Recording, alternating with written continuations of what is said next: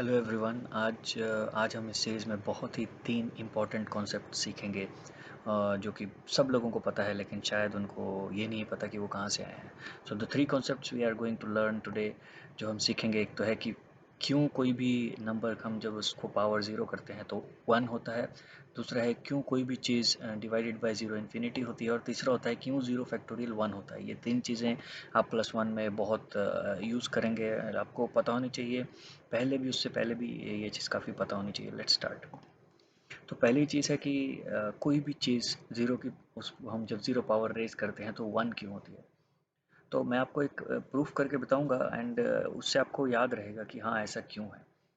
तो चलिए, left hand side में 1 लेते हैं, राइट हैंड साइड में भी 1 लेते हैं, दोनों बराबर हैं, 1 = 1। अब अगर मैं एक नंबर लेता हूँ रेज टू पावर ए और उसको डिवाइड करता हूँ उसी नंबर से रेज टू पावर ए, तो आपको ये भी मालूम है कि वो 1 हो जाएगा।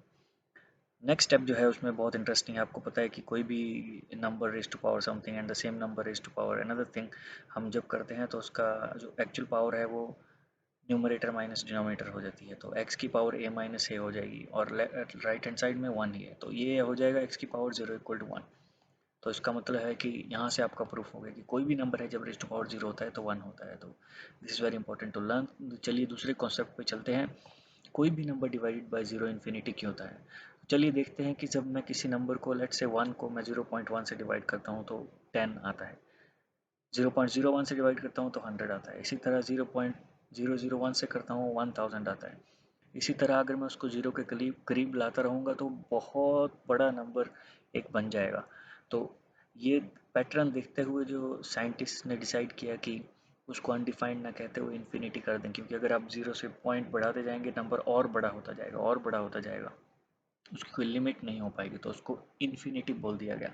तो ये बहुत इंपॉर्टेंट कॉन्सेप्ट है। चलिए थर्ड कॉन्सेप्ट पे चलते हैं जो कि फैक्टोरियल का कॉन्सेप्ट है। उसमें ये जानना बहुत ज़रूरी है कि 0 फैक्टोरियल 1 क्यों होता है, कहाँ से आया है।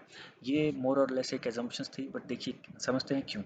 आपको पता है कि n फैक्टोरियल है वो उसकी वैल्यू होती है n into n minus one factorial. अगर मैं 4 फैक्टोरियल करता हूँ तो मैं उसको लिख सकता हूँ 4 into 3 factorial, meaning 4 into 3 into 2 into 1। अब अगर इसी तरह मैं 1 फैक्टोरियल निकालूँ तो 1 फैक्टोरियल को अगर मुझे सेम फार्मूला में फिट करना है तो 1 फैक्टोरियल होएगा 1 factorial is equal to 1 into 0 factorial. लेकिन हमें पता है कि 1 factorial is equal to 1 into 1 1 होना चाहिए। अगर मैं लेफ्ट हैंड साइड देखूँ 1 फैक्टोरियल 1 हो जाएगा और राइट हैंड साइड हो जाएगी 1 इंटू 0 फैक्टोरियल।